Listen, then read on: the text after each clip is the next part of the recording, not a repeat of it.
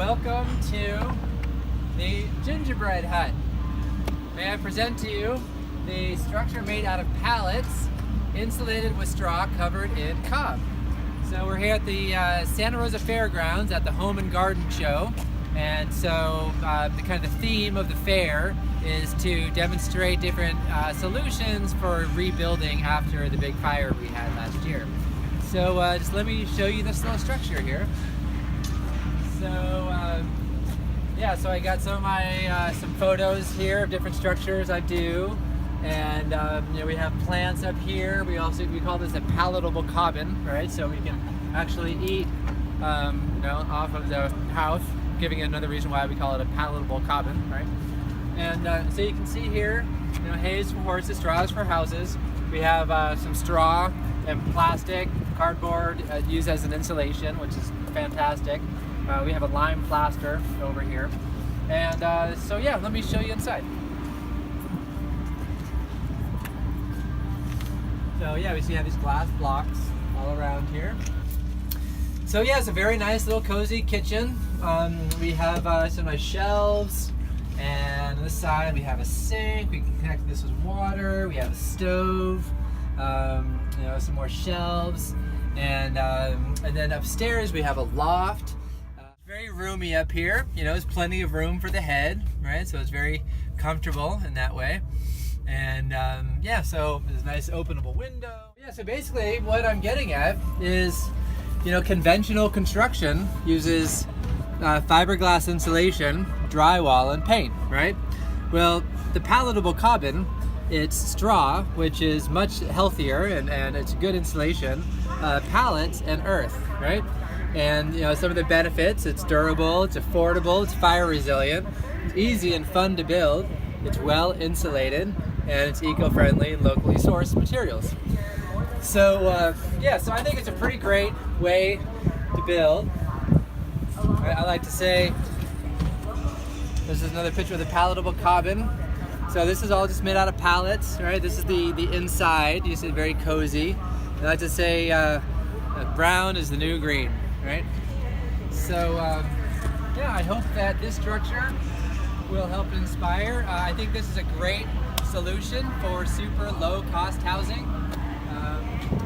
So let's have this be the example of structures that we can build without needing a permit. You can actually wheel it off the trailer too and have it on the ground. So that's pretty great too. So thanks. I really like that it's kind of like a building permit exempt, so you can land it there at the house, and it's just that little guest cottage where somebody's coming over. You can sleep them in there. You can use it as your little temporary office during the day. It's really fantastic, and it's a lot of usable space too. It's not some really micro thing. That's a proper office in there with a little sleeping nook for when the cousins come over. I could really use one,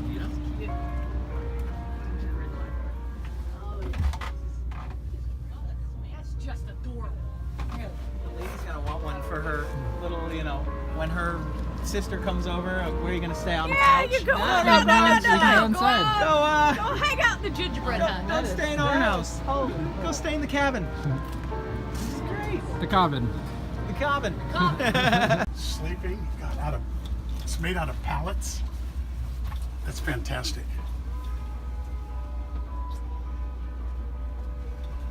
Talk about home sweet home.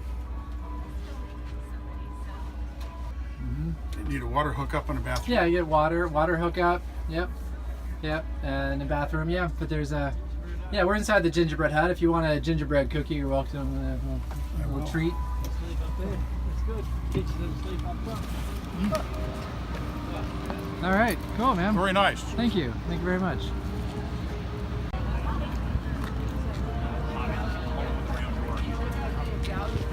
Yeah, the gingerbread bread. Very small for a small house.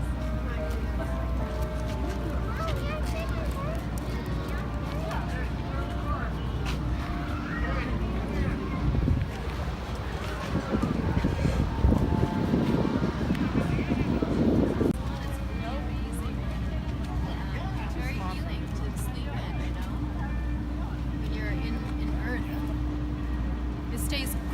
summer and it stays houses. warm in the winter. So living earth, it just there's an Have you intelligence. approached any of the state organizations or I have. I have. Yeah. any response? No, because the reason why. The issue is this. The agencies that write the codes and enforce the codes is the California Building Commission in Sacramento, right? Who is on the board of the California Building Commission is who? It's all the CEOs of the cement, the wood, the steel, the pipe trades, right? So they are invested in the profits. They're trying to get profit. So they're enforcing all the code, all the requirements for getting a permit. Is you have to buy a lot of wood, cement, and steel to follow code, right? And so they're protecting their financial interests by enforcing all the codes. And so it's all about money. There's a lot of money to be made. Have you for gone to people any of that the- making houses? What's that putz's name that on Facebook? No, Mark Zuckerberg. Yeah. Have you gone to something like that? I haven't, but that's a good idea. Elon Musk, any of those Elon people, Musk. multi-gazillionaires? That's a great idea. I want to Twitter Elon Musk. That's a good way to get a hold of Because him. they were- Yeah. They would, I would think, especially Zuckerberg, Yeah. might be more into something like Hey, this. you're right, man. Because I'm pretty sure this is the best solution I've come across for super low cost housing. This is like no cost housing, and also where you can actually have the people living in them help build them too. Where you can have them actually help doing the sculpting, the decorative, sculpting aspect, which is also part of their own healing process, and it's very empowering. And they can learn the skill to be hired to build ones for other people too. And it's great insulation. Well, it's that's, fireproof. it's marketing. It's like what you just told me. If I had $1 zillion, I would go, hey, let's sit down and talk business, but I don't. Yeah. All right. Well, if you know anybody, yeah. Yeah. Well, then I say, hey, how you doing? Hey, how you doing? Good. Hey, how's it going? Good. Hi. So we are here in the farm in Sebastopol, working on building this little mobile pallet cob house. Been working on it for a couple of days now, and so I'll just kind of explain what we've done so far. So first, I got these wheels, you see, these little caster wheels, got 10 wheels underneath, and so this whole thing is sitting on these wheels on the trailer, so it can be wheeled off the trailer, right, on and off. So that's super cool. And so I put these pallets in here. So right now it's about 5 feet wide by about 9 feet long. And so I got these in, just put my uprights in here, and we got it all insulated with straw, and we will put some plastic in here too. We get some plastic, some cardboard. I've got some clothes in here, some old. So the pallets serve as a really good receptacle just to put in waste. Plastic and trash and old cloth, old sleeping bags, whatever that aren't being used. Those can be shoved into the pallets. So that's really great. So I'm going to start putting in my windows. This is going to be the first window. So we'll have a window about here, and then we'll have this nice shelf right here, and so we can shelf for books and knickknacks. And then we're going to be putting in a second floor, right? So we'll have a second floor about here, and then there'll be a loft. So there'll be a 2-story structure, and we'll have 2 doors, right? So we have a door. There'll be a door right here, and then another door. So the fire department requires that a house has 2 doors, so we're going to comply with that. And so then once we finish putting the pallets up, we'll put straw, we'll put a wire mesh over here, and then we'll put a sand, clay, straw cob mix over that. And that'll make this very well insulated, fireproof, and very appealing to look at. And we'll sculpt some trees over the doorway, and we'll put some stained glass right in here and some glass blocks. It'll be really pretty.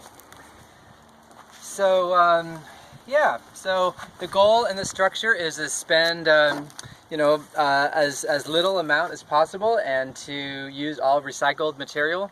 And yeah, and so hopefully this will be used as a demonstration model on how to build without needing a permit. And since it's a mobile structure, it can be wheeled on and off the trailer, and so this could be a nice little housing solution for somebody who needs a home, a well-insulated structure, and to live in dignity.